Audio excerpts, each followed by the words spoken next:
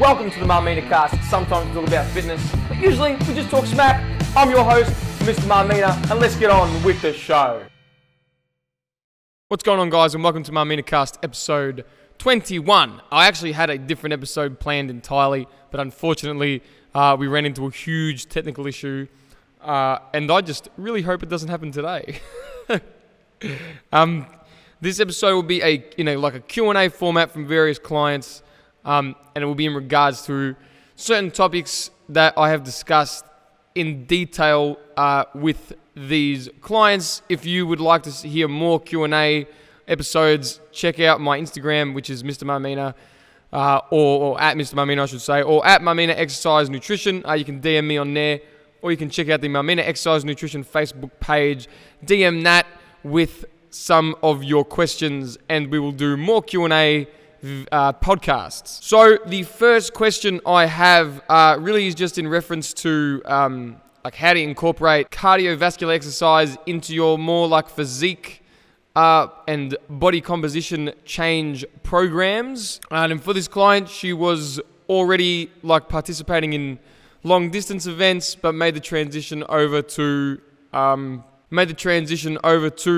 resistance training and more body composition orientated goals. So she basically, with her conditioning background, she basically chose to or wanted to use or augment a calorie deficit through conditioning. This is all well and good, but we have to consider where and how much volume you can allocate to your training week, and obviously that comes in the form of conditioning as well as it does resistance training. And if your goals are more body composition orientated, then by all means, I think, and from experience and then knowledge, just from the analysis of objective data, I can assure you that using resistance training as the basis of your program design, and then using cardiovascular exercise as a tool to facilitate energy energy deficit, is probably the best bet for you. Conditioning as a muscle building body change modality, in essence, just isn't intense enough to induce muscular change and adaptation. For resistance training or for muscular changes to occur, there very much needs to be an intense, close to failure exercise that takes place. So you can gain muscle doing 30 reps and stuff like that. You just have to do it very close to failure. Or I would argue that when it gets to these very high rep ranges, that you very much need to get a lot closer to failure.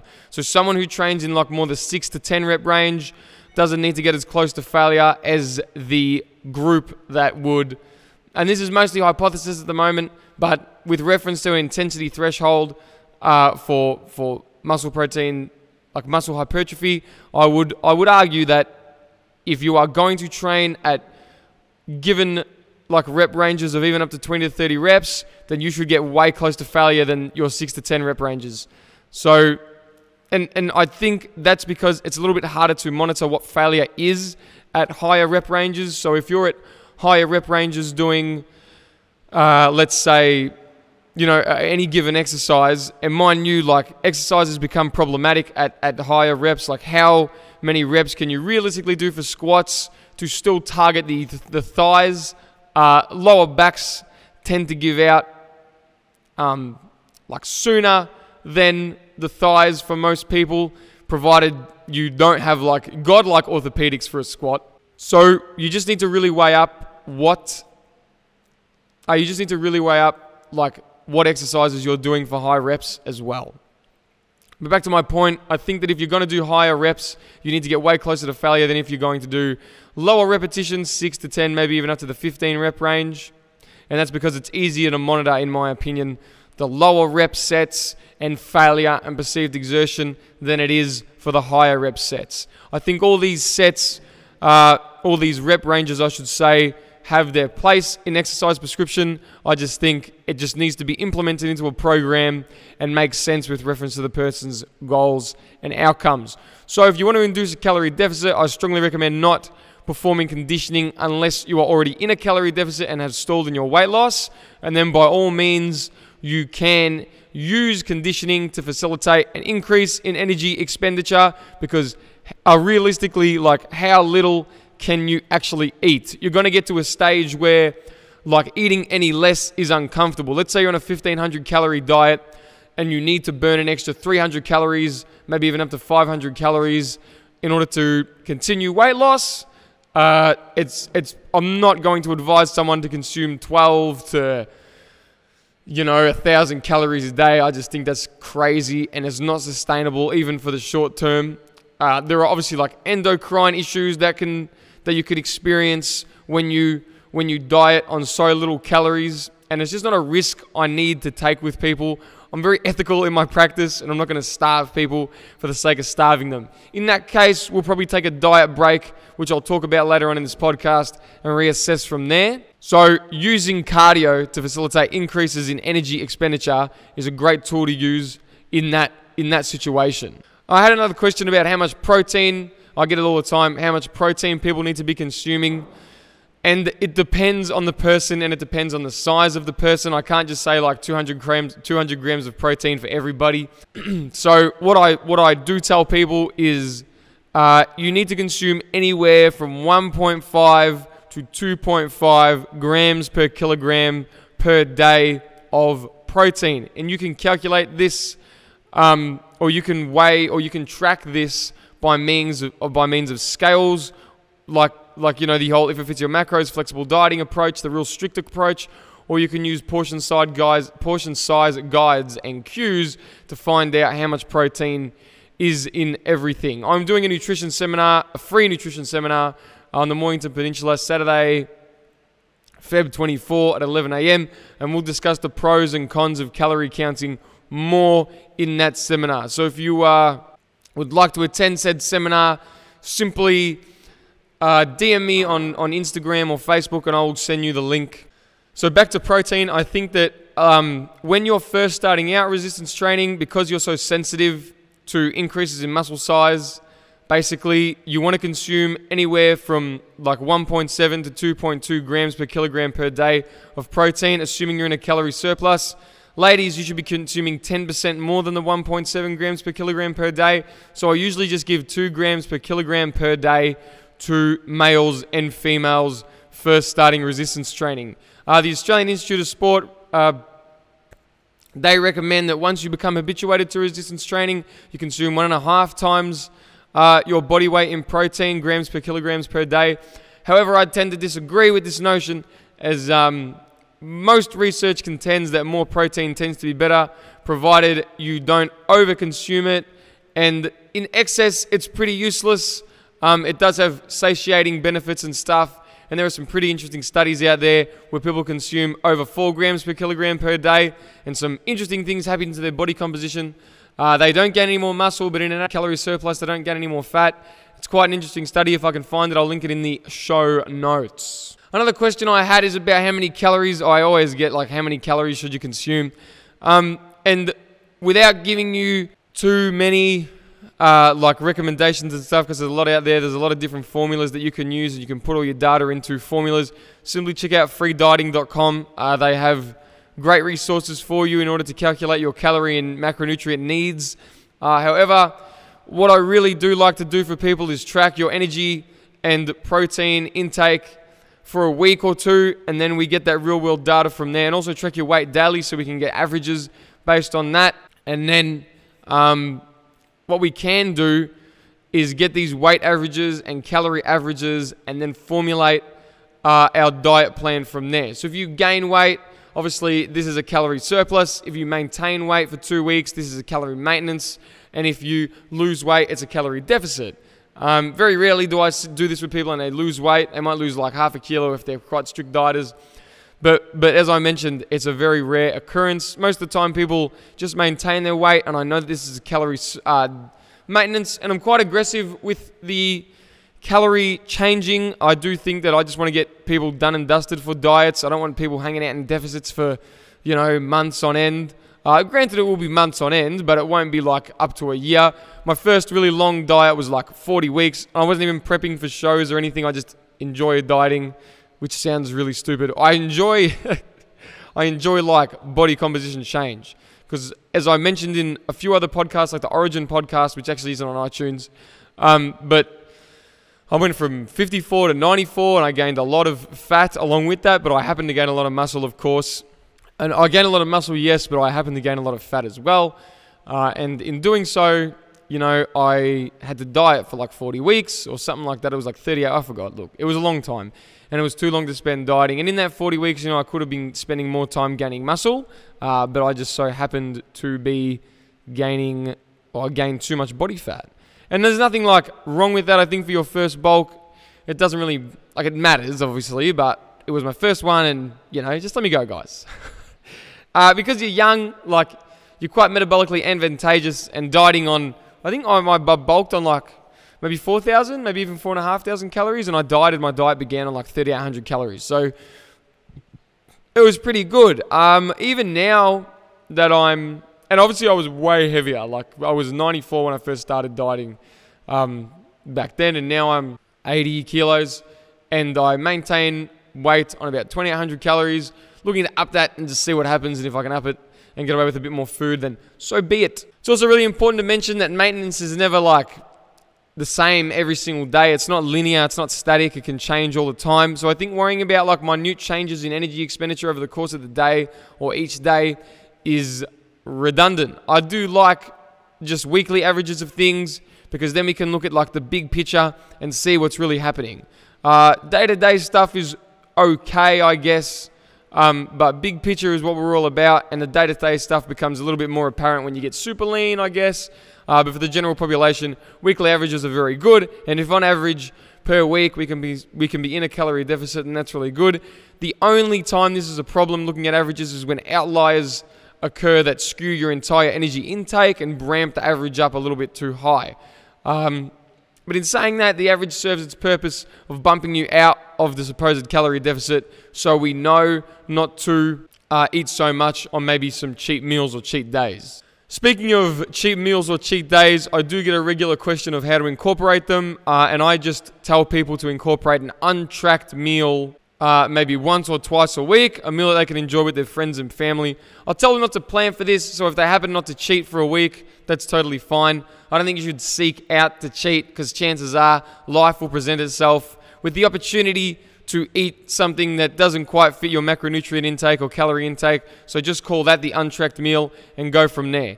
And it's really important to understand that it's only one untracked meal and not multiple untracked meals, and that can really mess up your energy intake. It's also really hard to find out what like people's maintenance calories are. I think, as I mentioned, these calculations are quite good and they serve their purpose, but the best thing to do is get averages, in my opinion, from people, and then just go, all right, cool, this is the average over the course of the last 14 days, and your average, let's say, is 2,000 calories. So if it's 2,000 calories, we'll assume that a deficit of 1,500 calories will do for fat loss. Hopefully we get this done quicker than the conventional, like very slow, long diet that leaves us in calorie deficits for far too long, in my opinion. Granted, you don't want to be losing like over a kilo a week. Even a kilo a week is pushing it. I like my half a kilo, even up to a kilo a week. For most, that tends to be a sustainable means of weight loss. In order to control for how much weight you actually lose, all you've got to do is in or decrease your calorie deficits or surpluses. So if you don't want to gain weight or lose weight too fast or slow, the further you are away from maintenance or the closer you are to maintenance will dictate how fast or slow you lose or gain weight. If I want to gain weight really fast, I just eat like 1,000 calories over maintenance. And if I want to lose weight really fast, I'll eat 500 to 1,000 calories under maintenance. It really is that simple. Yes, I know, crazy. There are minute physiological details that occur with reference to weight loss. They're not really worth worrying about, in my opinion. People just tend to get confused and form like religious ideologies towards certain diet interventions that don't hold up within the literature. Another really common question is like, what do I do when I'm at a hotel gym? Like they don't have like squat racks and barbells and dumbbells and, they usually have dumbbells, but they don't usually have like barbells and squat racks. They might have a Smith machine, which gets a lot of slack, but in my opinion, if it's like your only option, I think it's great and totally fine. You just have to be intelligent when you use it. So I would, if I was in a hotel gym and the dumbbells only went up to like 35s or whatever, like 35 kilos or maybe even 40, some of them have, and there was no like bars or plates, I would just, oh man, there's heaps you can do. A lot of those like a lot of those hotel gyms have cable machines and stuff as well in them.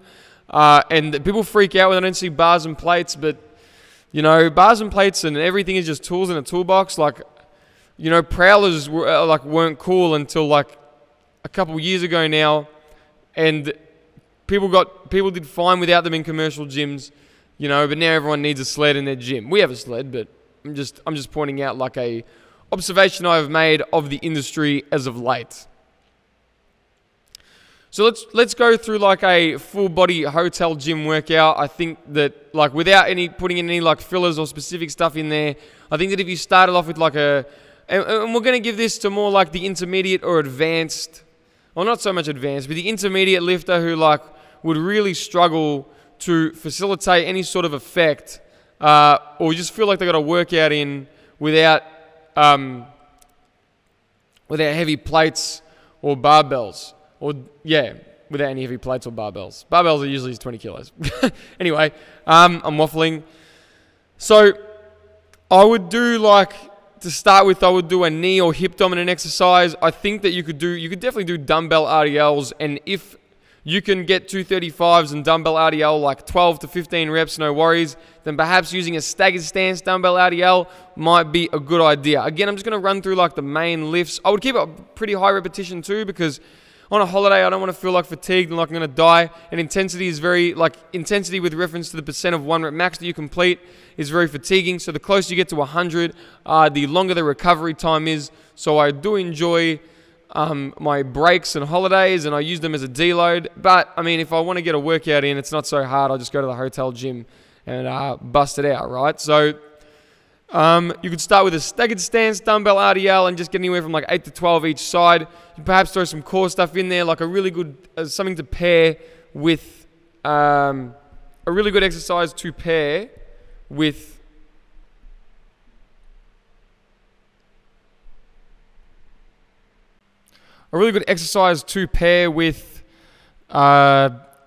the staggered stance RDL or any sort of hinge.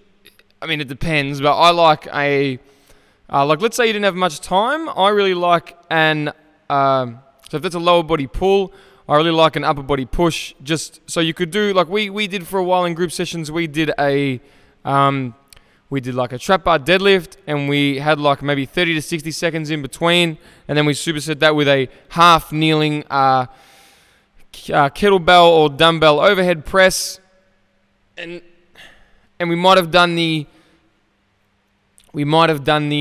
staggered stance. So if you're doing a staggered stance RDO, you could obviously still do this, but we might have done the trap bar deadlift for maybe like 3 to 5 reps, and then we did the overhead press, the halfling overhead press for 6 to 8 reps. The exercise, like so with the idea of hotel workouts, it's like really about, you know, like using these weights in a way that's super hard. So you don't have to be like a powerlifter every single day of your life. You can go to the gym and just do like a fluff workout and get a bit of a pump. There's nothing wrong with that, especially when you're on holiday. Like, it's been like stigmatized as like dumb training, but there's literally like nothing dumb about it. Like, if I can go to the gym and I can do a workout with half the weight and still facilitate or like augment some sort of effect, clearly I am not stupid. Or clearly, like, my clients aren't stupid for doing this. It's just crazy. Like, just because, like, you know, you intelligently, quote unquote, you know, program like super intricate like powerlifting mesocycles doesn't necessarily mean you are like coach of the coaches. You know, it definitely takes a lot more than like just knowing program design in order to be a fantastic personal trainer or a coach. And like, you know, if you know about my personal training career, I've only been doing this since 2013, 2012, and then 2014, like I moved on and did it by myself. So I'm still young in the game. I've got heaps to learn. So you've got some sort of hinge, so staggered stance RDL or dumbbell RDL would be great because they probably do have dumbbells. And then if you want to do like your lower body push, this is not in order, obviously. Hinging was the first thing that came to mind because like it was easy, like 2 dumbbells, bang, RDLs. I would like maybe like a split squat or a rear foot elevated split squat or any sort of like unilateral dumbbell exercise because you're just not going to be able to squat, so it's probably easier to do like split squats. I mean, you can goblet squat, but it's just going to be hard. You can do paused goblet squats or like eccentric pauses or anything that's going to make it super difficult for you. But that being said, if you're there to relax, like, I mean, I would just do like split squats. So like I would probably go like some sort of RDL, maybe like some dumbbell split squats, goblet split squat, goblet rear foot elevated or dumbbell rear foot elevated split squat. If you wanted to do maybe some forward or reverse lunges, you can. You want to get out of the sagittal plane, do some lateral lunges, lateral squats, which is different to lateral lunges. Let's not get that confused. And yeah, there's just, look how much there is to do. Like really, you could do a complex of all three. You can do a forward lunge into a lateral lunge into a reverse lunge. It can be like a lower body metcon. You could do 8 to 10 reps each leg for each exercise. This sucks, all right? And do like 3 to 5 sets, and there you go. Just get the hell out of the gym. Go enjoy your break. But anyway, let's say we're going to do a full body workout, which is something that I would do maybe like, you know, maybe 2 or 3 times that I'm on break. Depends like where I am. Sometimes I'm just going out to just have fun and go on holiday. It's always about working out. So I may do like, let's say we've got our lower body stuff. Upper body stuff can be like an inverted bar. Oh, you can't do that. So even easier, right? Like a 3-point dumbbell row, any sort of dumbbell row you can do. Bent over dumbbell row, and you can do this row for any number of reps. If you can dumbbell press quite a bit, and you can dumbbell press over 35s. I would, again, throw eccentrics, pauses and stuff in there. You could do like isometric dumbbell holds. This is sounding like a pretty cool little workout. There's just so much you can do. There's obviously machines in these places. Like a lot of the time, these places are pretty well equipped with like lat pull downs and stuff. So you could do them. You're probably not going to have a place to do pull-ups or chin-ups. And that's totally fine. Like lat pull downs are okay. Like the functional gods aren't going to come out and like tell you suck because you didn't do a body weight exercise. But yeah, so people get very caught up and religiously attached to exercises. But if they do not specifically address the desired outcome for the person, perhaps they are not so great for the individual. Like I recently took like deadlifts out of this block just because I didn't really need to have them in there. Like deadlifts are like a very common exercise people tend to put in their programs, and that's fine. Like I really like deadlifts and stuff. I value them in my programs. I just don't think they're the be all end all, especially for hypertrophy. Like there's a lack of an eccentric stimulus. They're great for starting strength off the floor and everything, but for a strict hypertrophy exercise, they're quite fatiguing because they're so intense. And all that volume and recoverability can be better put to use for more like easy to recover from exercises. So as for core exercises where you're on break, you can do like heaps, man. Heaps. You can do planks. If you want to like really change it up, you can do renegade rows with light dumbbells. That way you can get a lot of core. You can get a lot of core training and back training in at the same time. It's going to facilitate some energy expenditure, which is probably something you want to consider when you're on holiday. You tend to eat more and not worry so much about your diet, which is fine because you know you're on a holiday.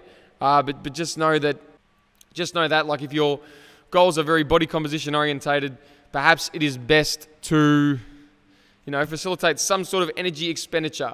If you're on holiday too, like you tend to walk around a lot and see the sights. So maybe worrying about that isn't the be all end all. However, like, it does have its importance. You don't want to like completely blow out on a break and gain like 10 kilos. When our clients go on holiday, let's say they're group training clients, they actually perform the group training program just at like the hotel gyms or whatever, because I've programmed it in a way that you can do it pretty much wherever you are. Like, obviously, there are things that you might need to change out and stuff, but I mean, exercise and nutrition, very much like the bare minimums, you know. There's nothing really here that wouldn't be at any other gym. Like maybe the sled is the most unique thing, and really like that's coming into that's you see that everywhere now. So no, there is nothing unique here. You could find just about anything at any decent gym. I mean, obviously I value like bars, plates, dumbbells, kettlebells, and racks. We have we have a rig where you can have 4 people squatting at once, and then we've got a rack, and you can have 2 people in the rack at the same time, both squatting. So look, it is a very multi-faceted gym, but it is like less is more in that sense. So I had a client send me their calorie and macronutrient intake, like averages, or not averages, like I averaged it out. I think it was like 2 weeks, maybe even longer. And that was very good data because we got a lot of, we got a lot of good data from that. What what this showed is that her calorie intake was pretty low, and her fat loss had stalled. So this is, hello little butterfly, woohoo! This is like problematic because if we want to continue to lose fat, the average intake she was consuming was 1,400 calories or just under, and to continue to lose weight, we would have to either increase cardio, and she was already doing on average like probably 2 hours a week. So 2 hours a week of cardio, 1,400 calories. So I just stopped the diet there, and I just wasn't really keen to go anymore. Like I was already very lean and muscular, so I just said, let's have a diet break. And the evidence is minute on refeeds and diet breaks, but anecdotally and just observationally, I think they have their place for more psychological than definite physiological reasons. There might be changes in ghrelin and leptin levels, for like if we're going to talk about like physiological mechanisms, but I definitely would lean more towards the fact that psychologically you get a break from dieting. And these diet breaks aren't exactly like free balling and just kicking food in the ass and eating everything. They're like, what's a really good way to put it? You might only increase your calories like 200, 300, you know. So they're not exactly breaks, so to speak, but they do allow the dieter to eat a little bit more for a certain period of time. I like approximately 2 weeks for most people. In some research studies, I think I have seen Jeff Nippard talk about this on his YouTube channel, but I think there was a group that had a diet break for 2 weeks, and they happened to, and this happened to facilitate weight loss via certain mechanisms. But one of the biggest like letdowns I see about refeeds, or not so much like short-term refeeds, more like long-term diet breaks, is that they keep the person in a calorie deficit longer. However, when the only place you can go is like 1,000 calories to still lose weight and all that cardio, I feel like it's the only option. So our plan moving forward is to simply just continue to add calories. I'm not going to call it a reverse diet or like a recovery diet. I'm not going to call it anything. This is just what we're going to do. So we're just going to continue to add calories, you know, in abundance, with reference to our current calorie intake, until on average the weight starts to climb up, or until we maintain weight for approximately 2 weeks again on like a substantial calorie intake that better represents where this person's calories should be. And then we will drop calories from there, so that this person doesn't run into any like energy availability related issues. I think it's super important to understand that cutting calories for a very long time and not allowing yourself to eat enough to maintain weight is detrimental long term to health and especially endocrine function. Being super lean is not fun. Brendan talked about it in his interview. If it's something that you want to do. If you want to get super duper lean, then you better be super duper ready for a lot of the like the gripes that come along with it. And yes, you can get lean without very many like restrictions, of course. But when we're talking like stage or photo shoot lean, it's a whole other ball game, in my opinion. So let's say this person's intake was about 1,400 calories a day. What I've decided to do is just up calories by 100, and it's only 100 because before it gets scrutinized, this person is going to he's going overseas. So I don't really want them, like, I don't want to go, here's 1,700 calories to play around with, go nuts, because when you're overseas, calorie tracking is a little bit harder. And 1,700 calories might be, you might add 20% to that, and it might be whatever that is. There is a 20 to 50% discrepancy between actual food intake and tracked food intake. I've seen that statistic somewhere, and I keep repeating it like the idiot I am, and I would really like to find a citation for that one. So, but look, observationally, I can assure you that I have people that thought they were eating 2,000 calories, and they were eating 3,000 calories, and I happen to be the packet of pistachios they were eating. So there is a huge difference between how much people are actually eating and how much people think they're eating. So 1,500 calories is what we decided to do. And it's pretty flexible. Like, just make sure you're getting in enough protein and some regular workouts and 1,500 calories. And then protein and then carbs and fat. I've given them a recommendation. However, I don't really worry about it too much. They're not as essential nutrients. They're not as essential, I should say, as protein is. So they can just make up the rest of the available energy. It is very hard to come to terms with eating more, especially for female athletes. Like, they think they're going to gain a lot of fat. But I like to think of this as a metabolic investment, if that makes sense. And whether or not it actually increases your overall energy, I guess you could say, like, overall energy expenditure, whether it be the thermic effect of food or increases in NEAT, it does give the person a bit of a psychological break, and it certainly does increase your energy expenditure, because there tends to be decreases in NEAT with decreases in energy availability, and that's pretty commonsensical. Like, the car's not going to go as far without as much fuel in the tank.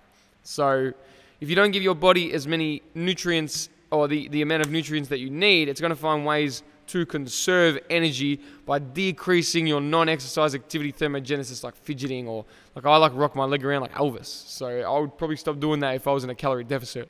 If you have long-term body composition goals, it is very important to take dieting slowly.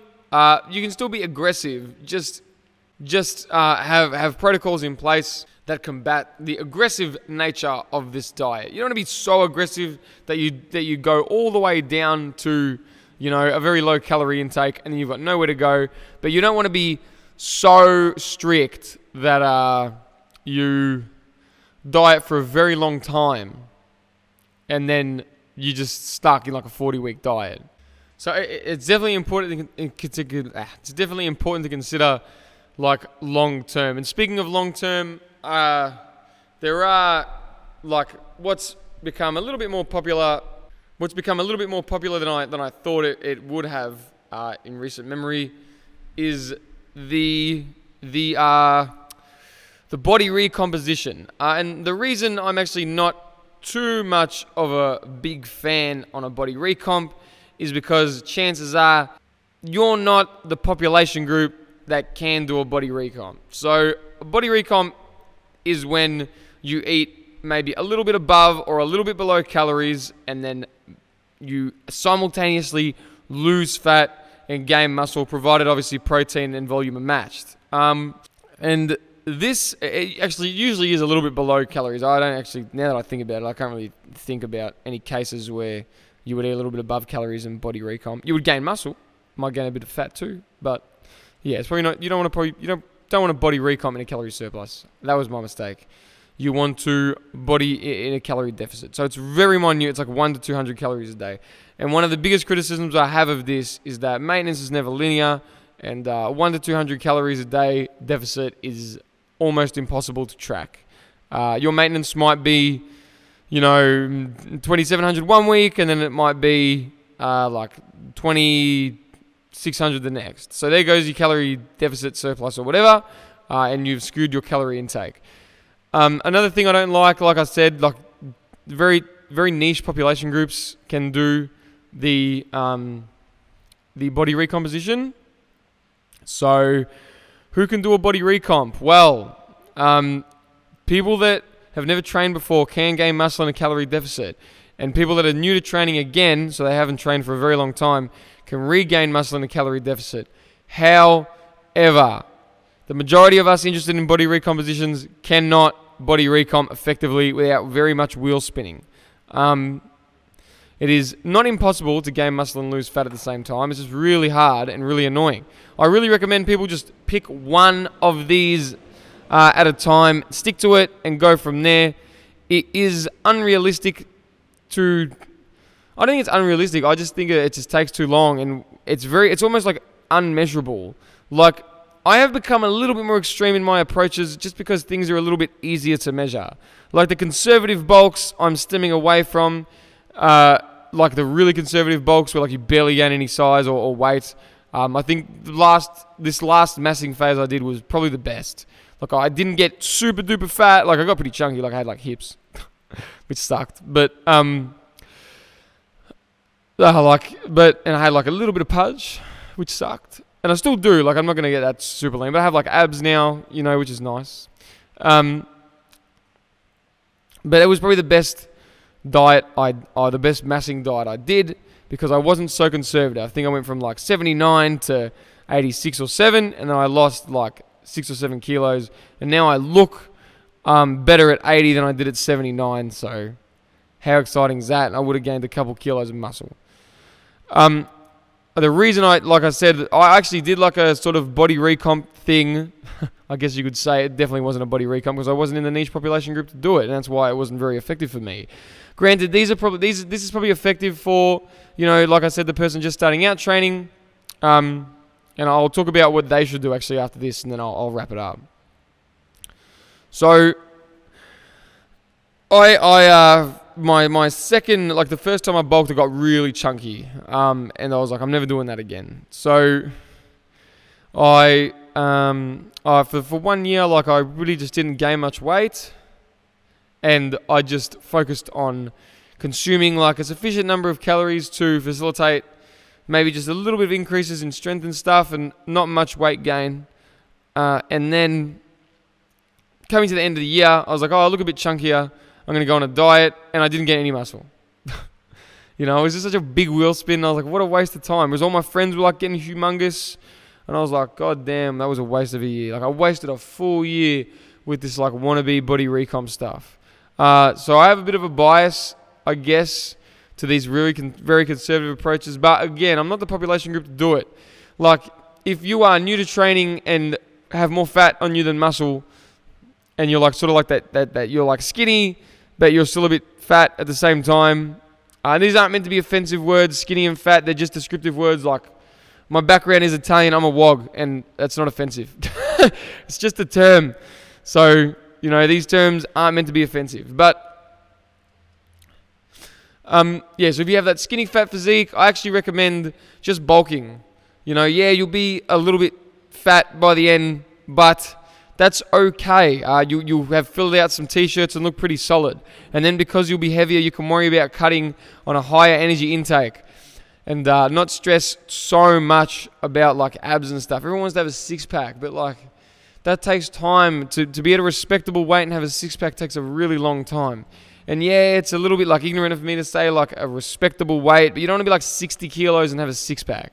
You know, I mean, if you listen to this podcast, I highly doubt you want to be like skinny and lean. I'm assuming that you want to be like as jacked as you can reasonably be and muscular. Also, granted, like I don't think it's really healthy to obsess about always being as lean as possible.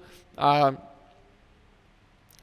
mean, it's quite like unrealistic to expect someone to just hang around like ab level leanness. So if you are someone who, you know, is on the skinny fat end of the spectrum in terms of body composition, then I actually suggest bulking pretty hard out. Not too hard because you've already got a little bit of fat there. You don't want to gain any more, but hard enough to like very much fill out, and then reassess diet and repeat. This time, don't gain as much fat. So if you're someone who has, let's say you're someone like who's like not, like you're actually like overweight. You know, you're not just like skinny fat, like you're actually overweight. Then you cut first, but you still lift weights. Like don't think again, cardio is like some magical fat burning thing. Like eat at a calorie deficit. You know, lift weights, and go from there. And this like adding this lean mass will help you when you've lost weight. Like you won't just look skinny, like you'll look fit and athletic. So we've talked a lot about calories and tracking and stuff, and I think I just want to finish up with just a little message of you can't always be in control. That's definite. It's something I had to really come to terms with. Like your calorie intake is never going to be the same every day. You know, or every time you eat something, it's going to be a little bit different calories every now and then. Your scales are going to stuff up. You know, you're going to burn more calories on one day and less on the other. You will never be in total control, but you can do your best to achieve your goals. And I think that the best way to go about it is with a flexible approach that can be auto-regulated on the fly based on your lifestyle. Thank you very much for your time, guys. I will speak to you in the next podcast. TTFN, ta-ta for now.